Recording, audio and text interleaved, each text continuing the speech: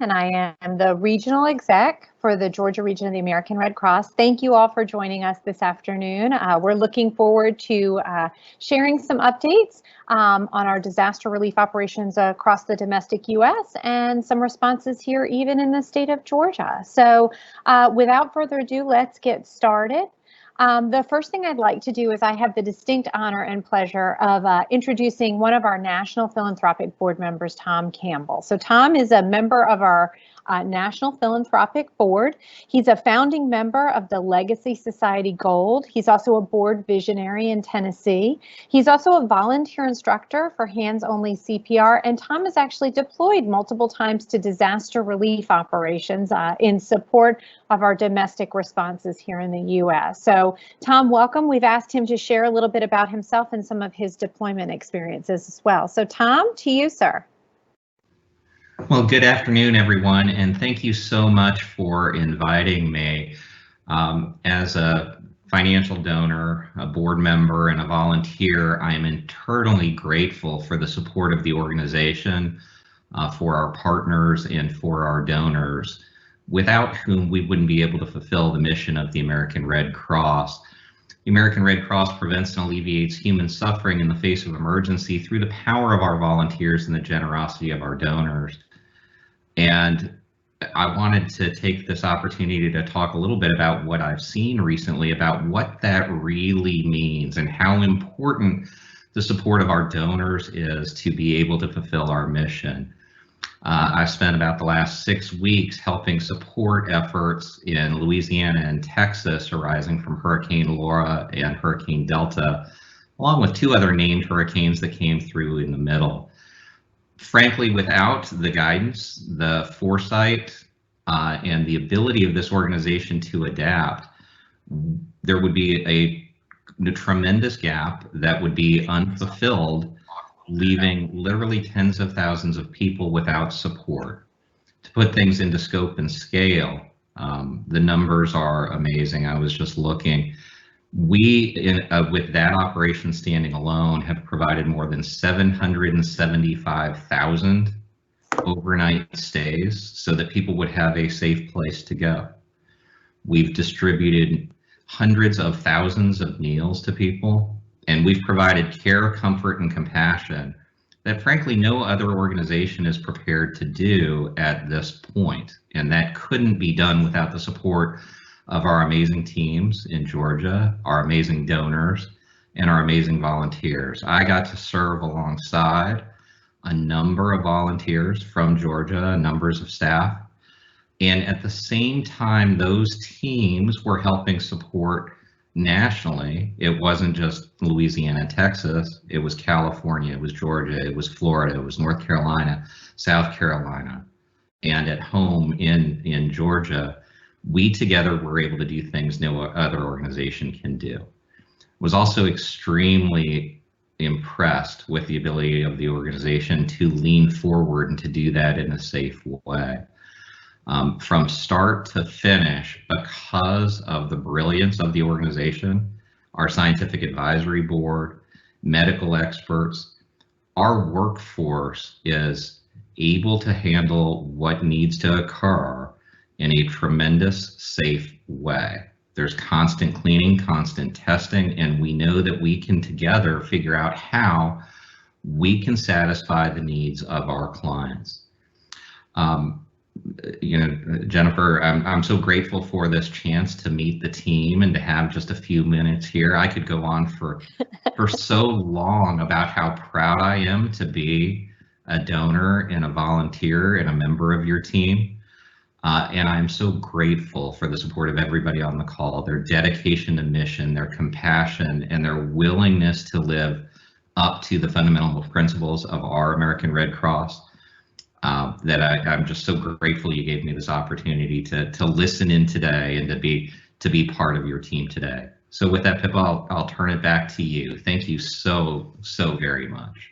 Awesome. Thanks, Tom. We're thrilled to have you as a member of the team. Tom's one of those rare folks who talks the talk and walks the walk. And so he's willing to go out and deploy and see firsthand what some of his investments in our mission have been. And so we're so grateful that he took some time out of his schedule today to share an hour with us so that we could share some of the things that we're doing across the U.S. So thank you, sir.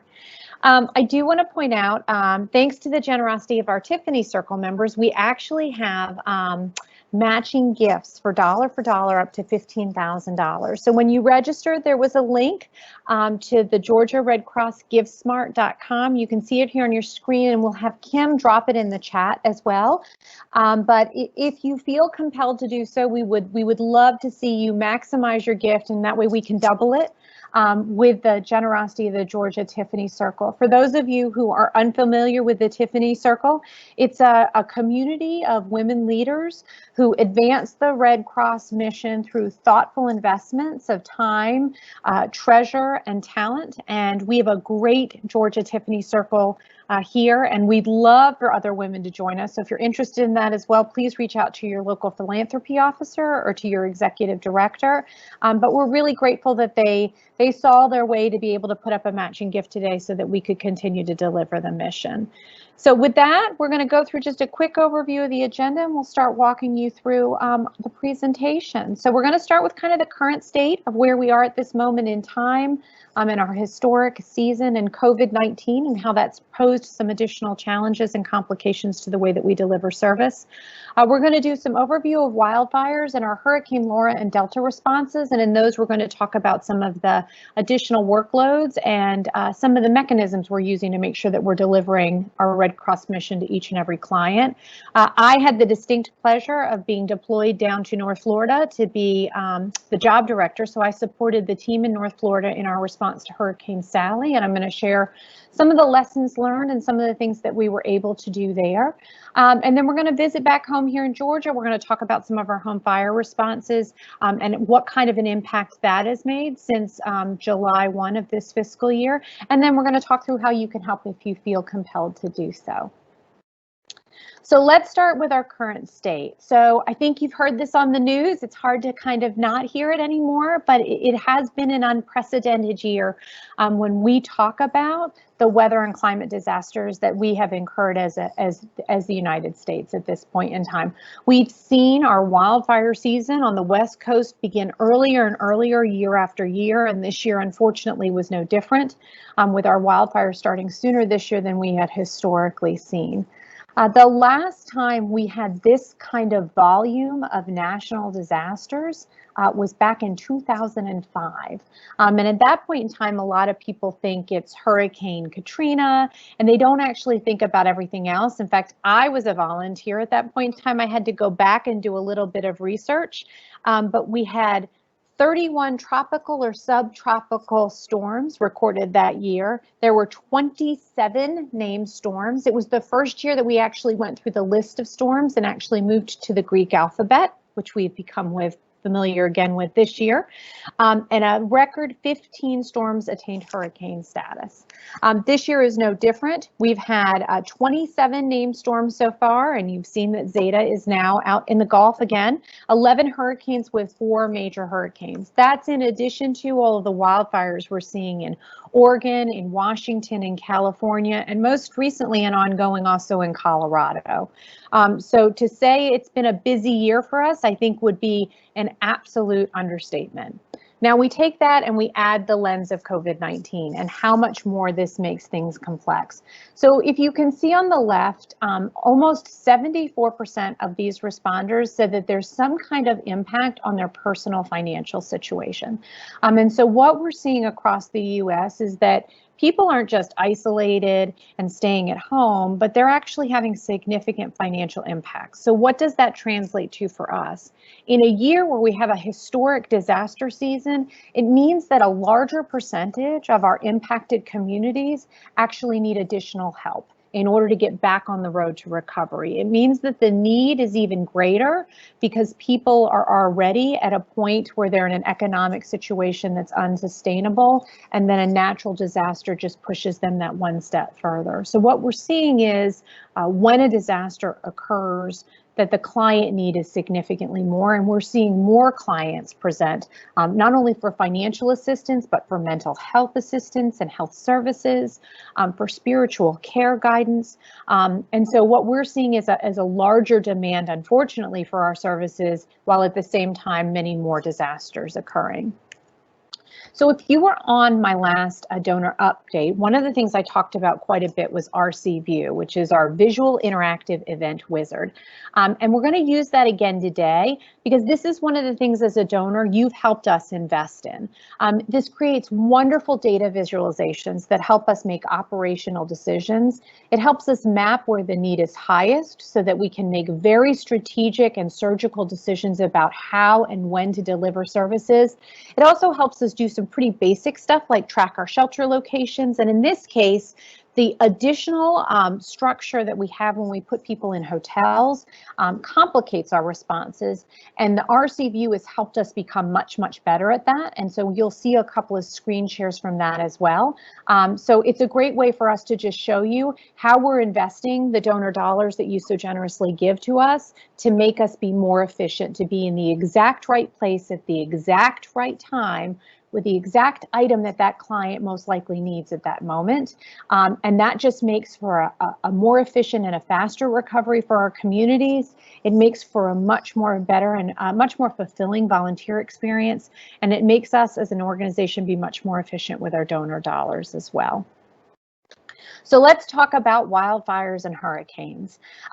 You heard Tom talk about actually some of these numbers already. We've actually cleared across the organization more than 1.1 million overnight shelter and hotel stays. That is a pretty impressive number when you think about it.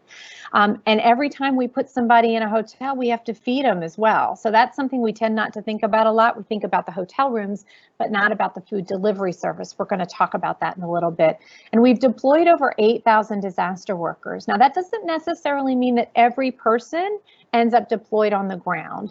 And if we were looking for silver linings in a COVID environment, one of the things it's taught us is that not every single volunteer actually needs to be deployed to the impacted community, that there are activities that we can do remotely that can help the operation be more efficient and effective, while at the same time provide a cost savings to our organization because we're not paying to deploy someone into there, we're not paying to house them for the time that they're there. So sometimes we have to look a little hard for silver linings, but I would tell you that's actually one of the things we've learned is that we can be more specific and direct about who we even send to a disaster relief operation to make us more effective and efficient. So one of the things you heard me talk about is RCView and sheltering in a COVID environment. So given a COVID environment, when you think of Red Cross disaster relief operations, you imagine these large gyms or arenas with cots all lined up and Red Cross blankets and us taking care of hundreds, if not sometimes thousands of people in one location. A COVID environment makes that an incredibly risky consideration. And so because of that, as an organization, we decided that our primary goal, if we had to shelter large groups of people, would be what we call non-congregate sheltering or hotel sheltering. And so that brings a whole host of additional challenges with it. And this is actually a picture from our dashboard. This is for all of the disaster relief responses since the 16th of April. I took this screenshot about a week ago as I was building this slide deck, and I want to draw your attention to a couple of different places. This first section is the total number of rooms reserved. This was, like I said, sometime last week, we had about 7,025 hotel rooms currently reserved that we were putting clients into. And then our cumulative total amount was 711,514 rooms. That's pretty impressive when you start thinking about the logistics of trying to reserve rooms in all these different hotels. And then on this side, you see the total client stays. So we had 9,111 clients staying in hotels in that 24-hour period. And then here's where that big number is that Tom and I start talking about, 1.1 million hotel overnight stays that we've been able to produce. We use this every single day to track where our clients are and how we can position ourselves to best serve those clients. And if you look here at the bottom, you'll see kind of our our largest disaster relief operations that are using hotel sheltering currently. Obviously, our largest one at the moment is that Hurricane Laura and Marco. I know it's hard to remember, but Marco actually happened in the same general vicinity. And that's making up about 53% of all of our overall clients. You'll see that followed by the Cascades region, which is in Oregon. So we're talking about wildfires, Cameron Peak, which is our Colorado wildfires, and then some of the wildfires that are still occurring in California. So this is a great kind of overall to show you how complex it is to do hotel sheltering across the entire organization. Now I'm going to take you one step deeper, and we're going to talk about how we actually get to that individualized client care that's so important and is such a hallmark of the Red Cross mission. So this is actually a snapshot just from Louisiana. And this is how we track where every single one of our clients are. So in this case, we had 1,867 rooms, and we had 2,055 households checked into those, and that was spread across 12 open hotels. Now, I can tell you, if we went back to the beginning of Laura, the number of open hotels was significantly larger, but we've tried to consolidate so that we can get some economies of scale when we're thinking about taking care of all of these clients. And so not only are these folks in hotels, but we're having individual conversations with each one of them. And you can see that by, we've got 1,011 households that we have their physical address for. We've already been down in the parishes that were impacted, and we know that their home has sustained major or destroyed damage. It means that they can't go back. It means that there's no way that they can go back and live in that home. So we already know that that's at least 1,000 families that we need to take care of that way. There's this minor affected and NVD, which stands for no visible damage. We have 685 of these folks. So why are these folks still in hotels? Here's the thing. If you were in some of these parishes in the very southwest corner of Louisiana, some of them still don't have water or power. So just because your home isn't impacted doesn't mean that there's an infrastructure there that you can return to that can support your day-to-day needs. So that's why we still have a significant number of families that we're taking care of, because the parishes aren't ready to receive them back. In these are kind of like our ones that we still have a little bit that we need to work on and figure things out about. Either we haven't been able to put eyes on their actual home, or there's a miskey with their address numbers. And so we'll work through those, and those numbers are slowly coming down. And then at this very bottom, you can see us. This is how many households are in each one of the 12 hotels as well. And then this wonderful little donut here demonstrates the percentage of our shelter clients based on the parish. So Calcasieu and Cameron are two of the parishes you probably heard a lot about when Laura made landfall. And you will see that a majority of our clients are from those parishes. So the folks that we're sheltering, we know, have been highly impacted by those landfalls. The thing that we forget to talk about a lot is every single one of these clients needs breakfast, lunch, and dinner every single day. So that means that we're spending a great deal of time and effort making sure that we have vendor contracts so that we can deliver hot meals. Thank goodness these hotels mostly do continental breakfasts, but we're bringing a hot lunch and a hot dinner to each one of these hotels to make sure each one of these clients has something to eat each and every night.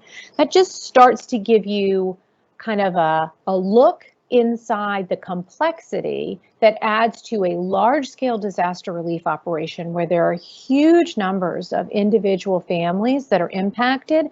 And then on top of that, we have to work through the COVID problems and make sure that we've got everything taken care of and that we are taking care of these families in a way that would make each one of us as Red Crossers proud.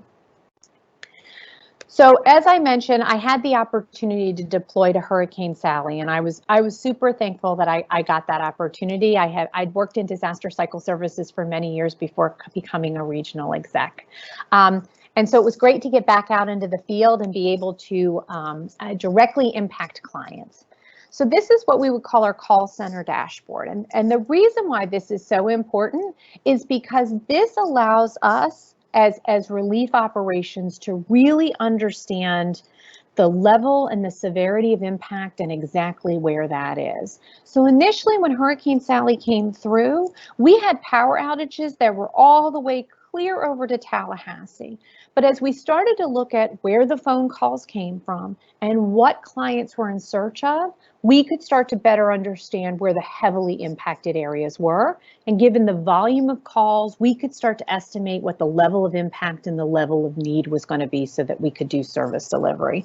So those first couple of days, we saw hundreds and hundreds of calls come in for food, for water, and for short-term sheltering. That's pretty standard that you see at the beginning of a disaster relief operation, even more significant when you have a large power outage, which is one of the things that we saw here. And we saw a primary number of our calls come in from the two furthest west counties in Florida. That'd be Escambia and Santa Rosa.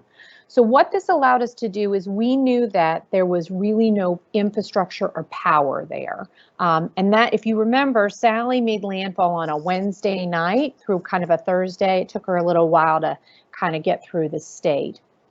So we knew that clients were going to be out that weekend and that they were going to be cleaning up. Debris out of the yards, cleaning out refrigerators, taking limbs off roofs, things like that. And so in order to do those kinds of things, you need supplies. You need trash bags and gloves. You need tarps if you've lost some of the shingles off of your roof. You need totes to put some stuff in if you've got a couple of rooms that might be potentially compromised, or you need rakes or mops if you've got some flood surge that happened as well. When there's no power, there's no stores, right? You can't go down to your local Walmart because the Walmart isn't open because they aren't able to take care of clients without power.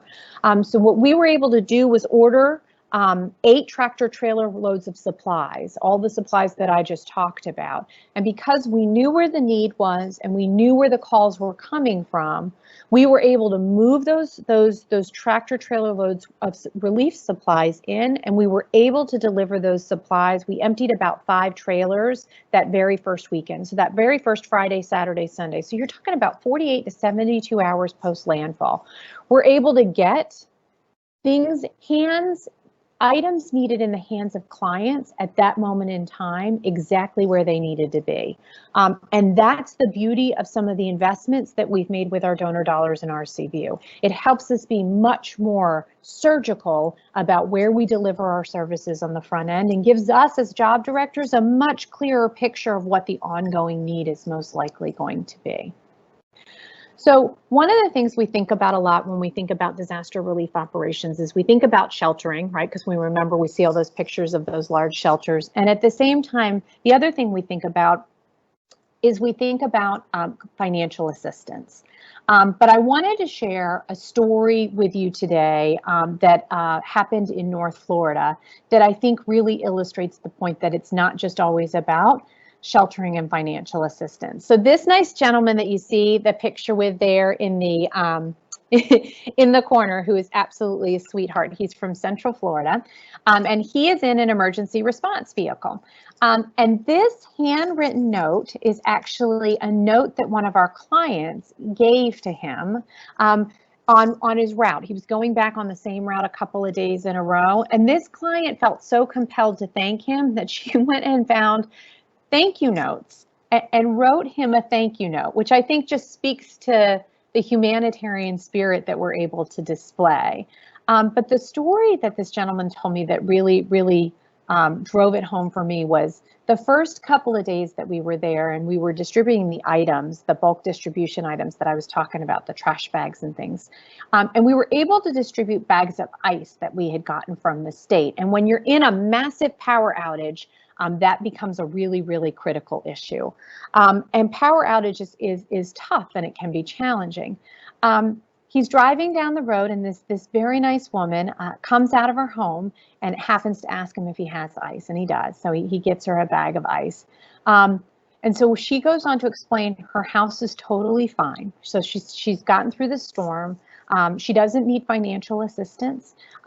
It's just that she doesn't have power. And it's not even about a hot meal. It's about the ice because she's diabetic and she has to refrigerate her insulin. And she can't afford to lose that insulin. She couldn't afford to replace it financially if she couldn't refrigerate it. And certainly from a medical standpoint, she could not go without it. So that's when we start talking about Red Cross mission delivery. It's not always just about financial assistance. Sometimes it's not even about sheltering clients. It's about us making sure as an organization, we are exactly in front of the client at the moment that they need something. And the only way we're able to do that is by investments, right? In order for this to all have happened, we had to recruit this gentleman as a volunteer, and we had to train him so that he knew how to drive the emergency response vehicle. We needed an investment of an emergency response vehicle. And we had to do all that before we ever even knew there was a storm named Sally out in the ocean. And then when we knew there was a storm, we had to recruit him and the vehicle. We had to get him to drive to the location. We had to provide him some place to stay.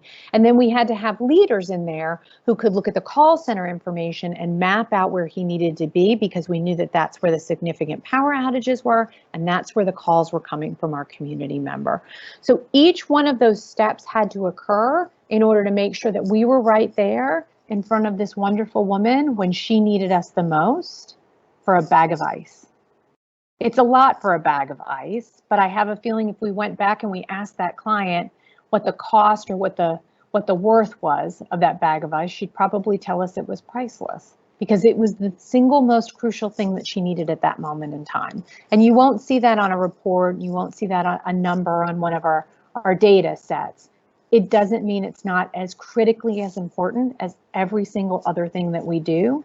And I wanted to take an opportunity to share that story with you so that you understood that it is hundreds of those experiences that happen on these disaster relief operations, because we have the generosity of our donors and the generosity of our volunteers who give their time so that we can make sure that that bag of ice is in the right place for that young lady when she needs it the most. The last thing I'm going to talk about is damage assessment, which is one of the things you probably hear us talk about a lot. So we have a nifty application program. It's actually on your smartphone, and we bring in volunteers who drive up and down the streets, and they drop what they call pins. And they determine if a single family home or an apartment or a condo or a mobile home is destroyed or has major damage. And so that means something like it's really unlivable. It's missing a section of its roof. Its foundation has been compromised. It's had more than 18 inches of surge of water. Why is it 18 inches? Because that actually takes out the electrical system on your first floor. And they're able to verify those things. And those are important because those provide access for our clients to financial assistance, because that's our qualification system. Your home has to be destroyed or have major damage in order for us to award financial assistance. But I think the other thing to take away here is all of these minor damage and affected damage. That doesn't mean that this wasn't a serious impact to those families as well. And power outage is one of those really, really, really nefarious outcomes when we have large-scale disasters like this. So I would challenge each one of you to think about everything that's in your refrigerator right now. All the salad dressings and the condiments, all of your snacks, everything that's sitting in your freezer, and total up the cost that you would incur if you lost everything in that refrigerator. That's just as big of a response for a single family as it is for someone who might have lost part of their roof. And so it's just as important for us to be able to understand minor and affected as it is for us to just understand destroyed and major. It means that we're able to help both sets of clients. In the destroyed and major, we're able to provide some financial assistance. And in the minor and affected, it means that we're able to direct them back to local, very hyper-local community-based resources like a food bank, or there were some volunteer agencies, some small little local volunteer agencies that did some tarping for folks or did muck out. So it was also to talk about them if they had homeowners insurance, that they could file a claim with their homeowners insurance. So some of it's education as well about how people could obtain funds in order to do that. One of the things I really, really want to highlight here is that during Hurricane Sally, when we got there, as a national level organization, we were the only ones there. And I want to say that again. As a national level, not-for-profit organization in disaster relief, we were it. There wasn't another nonprofit on the ground there from a national perspective, providing a safe place for people to stay, a hot meal for them when their power was out, or cleanup supplies when they needed them the most that first weekend with all of those power outages. We were it. And that becomes a really critical measure, because there is a huge amount of need in the community. And when you are the only nonprofit on the ground, you can't actually meet all of those needs. So we do the best we can to deliver within the scope of our mission. But what we're seeing from some of our other national level not-for-profit partners is they don't have the capacity, given all the succession of disaster relief operations that have occurred across the US. And a lot of them have chosen not to forward deploy people because they don't have enough personal protective equipment, and they're concerned with COVID-19. They have decided not to be on the ground. That's a critical thing, because when you're impacted by a hurricane, regardless of whether there's a COVID pandemic or not, you still need help. And in this case, we were the only national level organization that was there and ready and able to deliver that help over a long period of time. And so I think that's a really important point that I don't want lost. When you invest in this organization, we show up every single time. It doesn't matter if it's the 26th hurricane in the season or it's the second hurricane in the season. It doesn't matter if half of the West Coast is on fire. We show up every single time. And we do that because we have thousands upon thousands of volunteers who give of their time and donors who give of their money so that we can show up each and every time. So that's kind of a little bit about my Hurricane Sally experience. I wouldn't be the regional exec of Georgia if I didn't talk just a little bit about everything that we had to do at home. As Tom said, just because we deploy resources out does not mean that we do not have to continue to deliver the Red Cross mission at home. So this is actually another dashboard we use through our RCView. This is a local one specifically for Georgia, and these are our home fire responses. So you will see since July 1, which is the beginning of our fiscal year, and this is actually only through the 30th of September, that total number of financial assistance right here. That is cash in the hands of clients. That's $605,000 that we have given to clients who have been impacted by home fires just since July 1st. That's more than 910 cases. And unfortunately, this year we've had a large run of what we call multi-unit apartment fires. So think of these as apartment complexes or townhomes or condominiums. This 16 doesn't even include the 3 we had this past weekend. But even without the 3 in there, at 16 since July 1, we're averaging 1 multi-unit apartment fire a week in this state. So I hear a lot of people think about fires and disaster responses. And I want to help you understand what this really means to a client. So if you're a female, think about everything that's in your purse at this moment in time and set it aside. And if you're a gentleman, take everything that's in your pockets and put it to the side. So no phone, no wallet, no keys.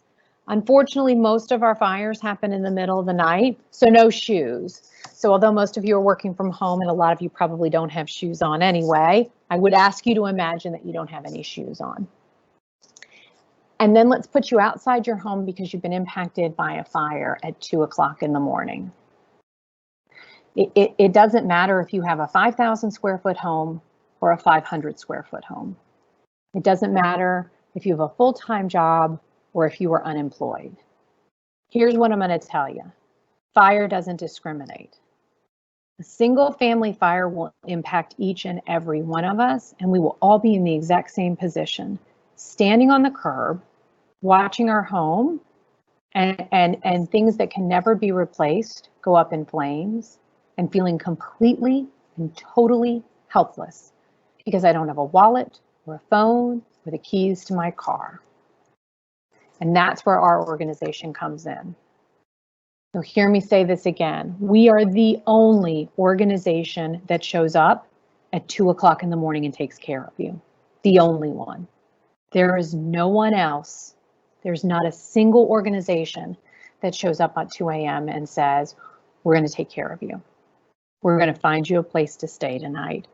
We're going to get you what we call a client assistance card, which will have some financial assistance on it so that you can go buy some clothes and that you can get a hotel room for the night and you can figure out what your plan is going to be tomorrow. Because I don't know about you, but I don't know anybody's phone number anymore. I wouldn't be able to call somebody in the middle of the night. I would be absolutely and completely, totally helpless at that moment in time. And I'd be solely dependent on the generosity of our organization to make sure that I could get through the night. Now, the next day, you may have a great recovery network and you may not need to avail yourself of the Red Cross services anymore. And we absolutely have folks that do that. And then we have folks where this is really the last thing that kind of pushes them over the edge and they need additional help, and we need to connect them with other community resources, and we need to talk them through what their next steps are. And we can do either of those things. But I think the thing I really want you to take away is that at 2 a.m. we're all the same. We're all without shoes and without a way to take care of ourselves for the night. But because of the mission of the Red Cross, each one of us would be taken care of because of that. So that's a really important piece. A fun fact I will share with you that when we were doing the research for this and I was pulling this dashboard, so we are one of the probably top 3 regions in the organization when it comes to single family fire responses. That's the number of responses we do. We do approximately about 3,000 to 4,000 a year here in the state of Georgia. And so there's another region or 2 that do about that, but that's it. We're kind of one of the highest operational tempos. But what I can tell you is that $605,000 leads the entire organization in financial assistance given in single family fires. Because we make sure that folks are taken care of, that they have a place to go that night, and we make sure that we are delivering the Red Cross mission in the best possible way. So I'm incredibly proud of the team here and what we're able to do. I would highly recommend you go out and do a response to a single family fire. We can absolutely make that happen if it's something that you're interested in. We can arrange a ride along with you. But I do want you to take away from this that we are helping people in their disaster, their Hurricane Sally, even though it's a single family fire, each and every night, multiple times a night across this entire state of Georgia. And we're doing this while at the same time supporting the national organization and making sure that we are also staffing these national disaster relief operations as well. So that's a lot of information, and one of the things you may be thinking about is, okay, I'm in, how do I help? What can I do? So there's a couple of things you can do. The first thing you can do is you can make an appointment to donate blood. For those of you who aren't aware, we actually supply 40% of the nation's blood supply as the American Red Cross. That is a significant amount of blood. And in order to do that, we have to collect 13,000 units every single day. So this is a picture of me at my last donation. I've got a very, very big smile underneath that mask. And that is because that is my 40th donation, which puts me at exactly 5 gallons that I have now donated to this organization over my lifetime as a Red Cross blood donor. I was a blood donor long before I was ever a volunteer that responded in disaster or eventually an employee with this organization. The other thing I wanted to draw your attention to is this nifty little scale here that's at the very bottom. This is one of these brand new scales. It's one of the other investments that we've taken on as an organization pretty significantly in the last, say, year and a half. These scales are amazing. They time everything and they beep through. They keep the bag moving so that the blood doesn't clot. They're much more efficient and effective in weighing the pint out. And so this just makes our blood collection process so much more efficient and effective. And it's a great investment opportunity in our organization to kind of maximize the time that us as a blood donor has there to make sure that the blood is actually able to go through the entire process and actually meet somebody's need. I'll tell you, if you make an appointment on the Blood Donor app, it actually tracks your blood through the process, the screening, the storage, and then when your pint of blood is actually used, you get an email telling you what hospital it went to, which I think is a pretty amazing gift at the end of all of this. The other thing we need is, because of the COVID-19 environment, a lot of places that would typically host blood drives for us, they're not open. Think about universities and high schools and corporate locations. So a lot of those folks are still working from home and they're still in a virtual environment, which means the physical location that we would typically need in order to host a blood drive isn't available to us because they're not actually open. So we absolutely need more locations so that we can continue to host blood drives. We know as we get into the holiday season, it gets tougher. People get the flu, people travel more. There could be another surge of COVID-19. So we want to make sure that we have plenty of blood drives on the books to make sure that we can collect those 13,000 units so that we can continue to sustain and supply 40% of our blood. So these are the very specific kind of high level, but if you or your company, your organization, your church, a local community group is interested in hosting a blood drive, please reach out to your executive director or your philanthropic officer, and we can put you in contact with our blood donors and our account managers to get something set up or to have a longer conversation with you about possibilities to host. And then the other piece. So just when a shelter is closed doesn't mean we're actually totally done. So that picture is actually outside of the Pensacola chapter. When we finish a shelter, we actually have to pull all the cots out. We have to disinfect them and allow them to dry, and then we pack them up and put them back in our trailers so that we're ready for the next response. And so this is just hundreds upon hundreds of cots spread out that we were cleaning and letting dry before we could put them back in so that we were ready for the next response. I hope part of what you were able to take away from today is that if you've been a Red Cross donor before, that we've made some really, really well thought out investments in how we invest in our people, in our technology, to make sure that we are positioned to be able to deliver the best mission and be at the exact right place at the exact right time. Data is an incredibly powerful thing, and it allows us to make much better, accurate, quicker decisions so that we can make sure that we're delivering the Red Cross mission in the best way possible. So if nothing else from this presentation, I hope you walk away feeling that we have done your donation justice, and that we have invested it wisely, and that we're becoming a better, more effective, even more agile organization over time.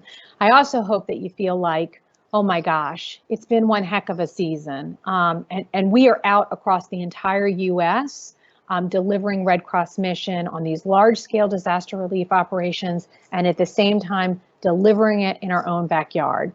But each one of those takes dollars. And this year it takes more dollars than it's ever taken before. And so I would ask you, if you feel compelled, that you use the link and you allow us to match your donations so that we can actually maximize the donations and think about supporting the Red Cross mission again. So I appreciate your time, and I think we actually do have some time for questions or comments that we might have in the chat. So Kim? Yes, we do. Okay. Yes, thank you. So Jennifer, this is a comment and a question. Okay. I will read it in its entirety. Okay. Jennifer, we are so fortunate to have you in Georgia. You bring a wealth of experience to our region. What, in your opinion, do you see as our biggest challenge moving forward through the election and COVID? Okay, well, that's a lot of questions there. So for me, I think it's a couple of things. You know, I was asked before I deployed from a couple of news reporters, you know, why go with a COVID environment? Aren't you taking an additional risk? In the current political environment, do you really think this is the right thing to do? And what I said to them, I still believe down deep in my soul. We are a divided country at the moment, and it doesn't really matter where you fall in the political spectrum. I think we all agree that we're kind of struggling at the moment. And some things we can control and some things we can't. But I would challenge you to go out and deliver a Red Cross mission and not see the heart of humanitarian service beating strong and beating vibrantly across all of these disaster relief operations. And so sometimes being able to just focus on taking care of each other and taking care of our neighbors is the most important thing we can do. With the election coming up, we are aware that there might potentially be some civil disturbances, and I can tell you as an organization at the senior leadership level, that's something they're very concerned about. And we're actually having meetings this week to make sure that we are positioned in a place where we are still able to deliver the Red Cross mission, even if a civil disturbance takes place. House fires will happen every single night, regardless of whether it's election night or the night after. And so we've actually methodically reached out to all of our emergency management managers across the state to make sure that they understand that even if there is some kind of civil disturbance going on, we still need to be called if there's a home fire or if people can't get back into their homes, and we will find a way to deliver the Red Cross mission. It may not look exactly like it would typically look, but we are creative and we'll make sure that those clients are taken care of. I'd like to get through the rest of the hurricane season with Zeta being our very last hurricane. I feel like given this year, that is not a safe assumption at this point. Hurricane season goes till November 30th, but Mother Nature doesn't keep a calendar. And we have seen late season hurricanes before. I am concerned about our workforce. I think we have asked an incredible amount of them this year. We have volunteers that deploy time after time. We've challenged our employees to go out and deploy as well. And while it's incredibly rewarding to do, it's also incredibly exhausting. And meeting the mission both home and across the US has put a strain on our teams.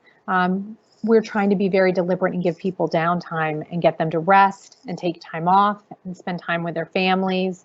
But the health and being of our workforce, both volunteered and paid, is probably one of the things that keeps me up. It's something I always worry about, but it's something that kind of weighs a little bit more heavily on my soul for the last couple of months as we've had so many responses that we've needed to respond to. What else you got for me, Dee? And there's another question. Can we get a copy of this presentation to show to friends who might be a potential donor? So I absolutely think we can have that. We can make that happen. I believe we're recording it, and if we haven't, we will do it again and record it so that we can send it out. It'll take us a couple of days to package it up, but we would be absolutely happy and thrilled to share that with you. Anytime somebody's willing to go out and talk about the Red Cross mission on behalf of our organization, I am a huge fan of that, because having folks that support our organization go out and speak about it is the most absolute sign of faith and trust in our organization and our ability to deliver the mission.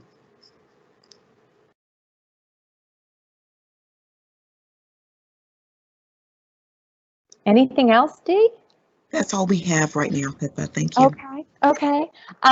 So let me take a couple minutes and thank some people, because I really want to appreciate this. First of all, the fundraising team did an excellent job of setting up this Microsoft Teams Live so that we could do this presentation, and reaching out to everybody and inviting them to join us today. So thanks very much to Dee and Kim and the fundraising team for getting this all together and getting it on the calendar. Sometimes that's a lot more challenging than it should be.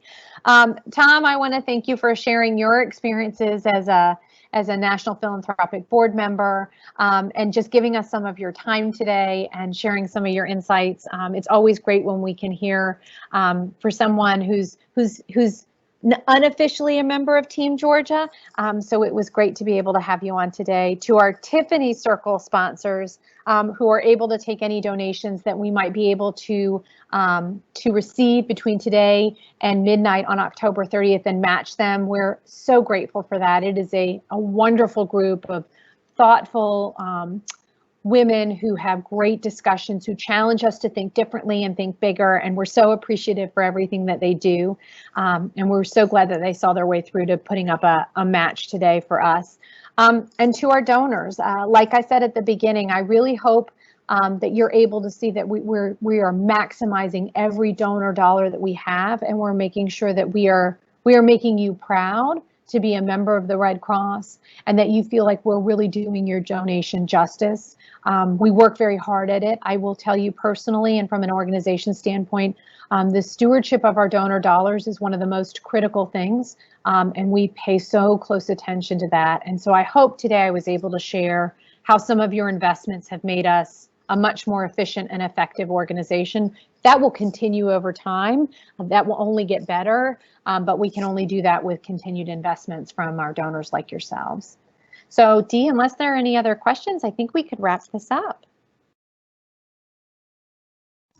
I think it would be worth sharing this comment of a volunteer that transferred. So I will read it in its entirety. Okay. This is just a comment. I've been with the Red Cross since Hurricane Hermine in Tallahassee, and I just moved to Bainbridge, Georgia, and I got everything transferred to Georgia. I'm looking forward to volunteering with all of you in Georgia, being the new duty officer. So thank you so much and welcome to Georgia. Awesome. That's great. Our duty officers actually receive the calls from 911 and help dispatch out our volunteers to single family fires. So that plays a critical role in making sure that we're delivering the Red Cross mission each and every day. So thanks and welcome to Team Georgia. We're glad to have you. Okay, so with that, we'll actually give you back just a couple of minutes. Once again, I am eternally grateful for your support of this organization. I hope you found this insightful and educational and maybe a little motivational at the same time. Please feel free to reach out to myself or anyone on the Georgia team if you have any questions or you have any clarifications that you want. Other than that, I hope you have a very safe week. I hope you take care of yourselves. Don't forget to turn back your clocks this weekend, but also test your smoke alarm. It's an important thing that you need to be able to do. And since we can't be in homes right now installing smoke alarms, please make sure that you're taking care of yourself and your families. And I hope you have a wonderful rest of the week. Thanks so much for joining us. Thank you.